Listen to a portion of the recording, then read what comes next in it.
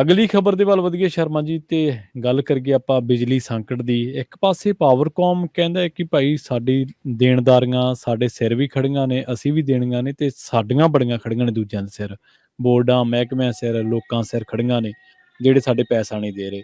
ਦੂਜੇ ਪਾਸੇ ਖਬਰ ਇਹ ਗੱਲ ਕਹਿੰਦੀ ਕਿ ਪਾਵਰਕੌਮ 30 ਕਰੋੜ ਦੀ ਬਿਜਲੀ ਖਰੀਦ ਕੇ ਮੁਫਤ ਵੰਡ ਰਿਹਾ। ਹੁਣ ਮੁਫਤ ਤਾਂ ਵੰਡਣਾ ਹੀ ਪਊਗਾ ਕਿਉਂਕਿ ਸਰਕਾਰ ਨੇ ਜੋ ਕਿਹਾ।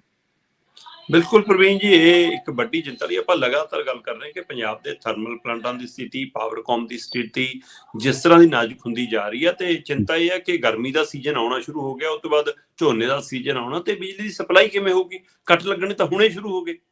ਸੋ ਇਸ ਮੌਕੇ ਵੀ ਆਪਾਂ ਪਿਛਲੇ ਲੰਮੇ ਸਮੇਂ ਤੋਂ ਗੱਲ ਕਰ ਰਹੇ ਹਾਂ ਕਿ ਪਾਵਰਕੌਮ ਆਪਣੇ ਥਰਮਲ ਪਲਾਂਟਾਂ ਦੀ ਜਿੰਨੀ ਉਹਨਾਂ ਦੀ ਕੈਪੈਸਿਟੀ ਹੈ, ਜਿੰਨੀ ਉਹਨਾਂ ਦੀ ਸਮਰੱਥਾ ਹੈ, ਉਹਨਾਂ ਵੀ ਪੈਦਾਵਾਰ ਨਹੀਂ ਕਰਾ ਪਾ ਰਿਹਾ, ਉਨੀ ਵੀ ਬਿਜਲੀ ਦਾ ਉਤਪਾਦਨ ਨਹੀਂ ਕਰਾ ਪਾ ਰਿਹਾ। ਤਾਂ ਫਿਰ ਇਹਦੇ ਪਿੱਛੇ ਕੀ ਕਰੀਏ? ਸੋ ਇੱਕ ਕਦਮ ਅੱਗੇ ਜਾਂਦੇ ਨੇ, 2 ਕਦਮ ਪਿੱਛੇ ਆਉਣਾ ਪੈ ਜਾਂਦਾ।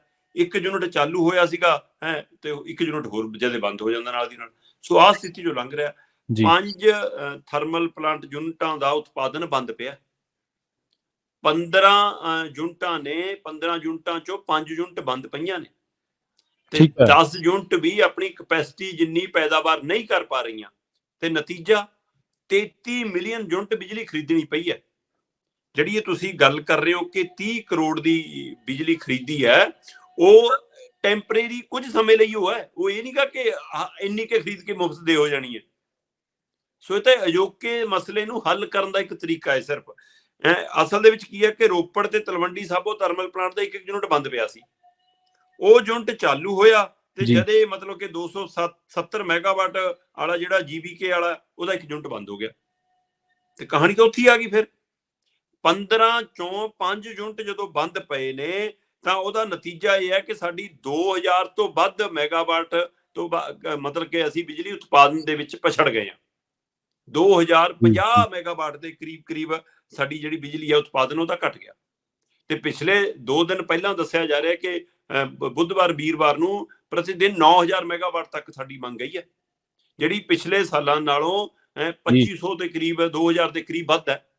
ਸੋ ਇਸ ਲਈ ਵੱਡੀ ਚਿੰਤਾ ਕਿ ਇਹ ਜਿਹੜੀ ਇੰਨੀ ਸਪਲਾਈ ਹੈ, ਜਿਹੜੀ ਪਿਛਲੀ ਵਾਰ ਮਤਲਬ 2600 ਮੈਗਾਵਾਟ ਮਤਲਬ ਇਹਦੇ ਨਾਲ ਘੱਟ ਸੀ। ਜੇ 9000 ਮੈਗਾਵਾਟ ਦੀ ਅੱਜ ਹੈ, ਤਾਂ ਪਿਛਲੀ ਵਾਰ 2600 ਮੈਗਾਵਾਟ ਤੋਂ ਘੱਟ ਸੀ ਇਹਨਾਂ ਦਿਨਾਂ ਦੇ ਵਿੱਚ, 15-16 ਫਰਵਰੀ ਨੂੰ।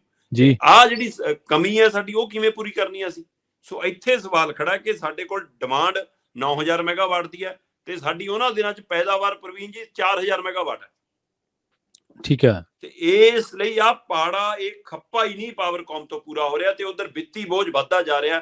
ਕਿਉਂਕਿ ਹੁਣ 33 ਮਿਲੀਅਨ ਯੂਨਿਟ ਬਿਜਲੀ ਖਰੀਦੀ ਹੈ ਇਹਨਾਂ ਨੇ, 33 ਮਿਲੀਅਨ ਯੂਨਿਟ, ਤੇ ਇਹ ਕਰੀਬ 30 ਕਰੋੜ 40 ਲੱਖ ਰੁਪਏ ਦੀ ਹੈ। ਤੇ ਆਉਣ ਵਾਲੇ ਦਿਨਾਂ 'ਚ ਫਿਰ ਮੁੱਕ ਜਾਣੀ ਹੈ ਜੀ। ਇਹ ਕਿਹੜਾ ਫ੍ਰਿਜ 'ਚ ਰੱਖੀ ਹੋਈ ਹੈ ਕਿ ਹਾਂ ਬਾਅਦ 'ਚ ਪਾਣੀ ਪਾ ਕੇ ਦਾਲ ਵਧਾ ਲੋਗੇ, ਗਰਮ ਫਿਰ ਕਰ ਲੋਗੇ।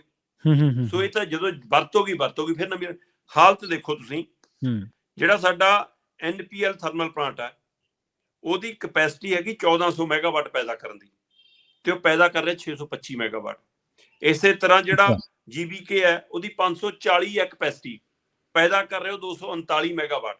ਇਸੇ ਤਰ੍ਹਾਂ ਜਿਹੜਾ ਰੋਪੜ ਥਰਮਲ ਪਲਾਂਟ ਹੈ, 840 ਮੈਗਾਵਾਟ ਪੈਦਾਵਾਰ ਹੈ ਉਹਦੀ, ਤੇ ਪੈਦਾ ਕਰ ਰਿਹਾ 422 ਮੈਗਾਵਾਟ। ਇਸੇ ਤਰ੍ਹਾਂ ਲਹਿਰਾ ਮੁਹੱਬਤ ਵਾਲਾ 920 ਕੈਪੈਸਿਟੀ ਹੈ ਉਹਦੀ ਪੈਦਾ ਕਰਨੀ, ਉਹਦੀ ਸਮਰੱਥਾ ਜਿਹੜੀ ਹੈ 920 ਮੈਗਾਵਾਟ, ਤੇ ਪੈਦਾ ਕਰ ਰਿਹਾ 604। ਇਸੇ ਤਰ੍ਹਾਂ TSPL 1980 ਮੈਗਾਵਾਟ ਉਹਦੀ ਸਮਰੱਥਾ ਪੈਦਾ ਕਰਨ ਦੀ, ਤੇ ਪੈਦਾ ਕਰ ਰਿਹਾ ਸਿਰਫ 1125। ਇਸੇ ਤਰ੍ਹਾਂ ਹਾਈਡਰੋ ਜਿਹੜਾ ਹੈਗਾ ਉਹ 1161, ਤੇ ਪੈਦਾ ਕਰ ਰਿਹਾ 422। ਇੰਨਾ ਜਿਹੜਾ ਪਾੜਾ ਉਹ ਕਿੱਥੋਂ ਪੂਰਾ ਕਰਨਾ? ਰੋਪੜ ਥਰਮਲ ਪਲਾਂਟ ਕੋਲ 6 ਦਿਨਾਂ ਦਾ ਕੋਲਾ ਬਚਿਆ, 5.5 ਦਿਨਾਂ ਦਾ ਕੋਲ ਹੈ। ਲਹਿਰਾ ਮੁਹੱਬਤ ਕੋਲ 3.5 ਦਿਨਾਂ ਦਾ ਕੋਲ ਹੈ ਨਾ। GBK ਕੋਲ 5.5 ਦਿਨਾਂ ਦਾ ਕੋਲ ਹੈ। TSPCL ਕੋਲ 5.5 ਦਿਨਾਂ 6 ਦਿਨਾਂ ਦਾ ਕੋਲਾ ਕਰੀਬ।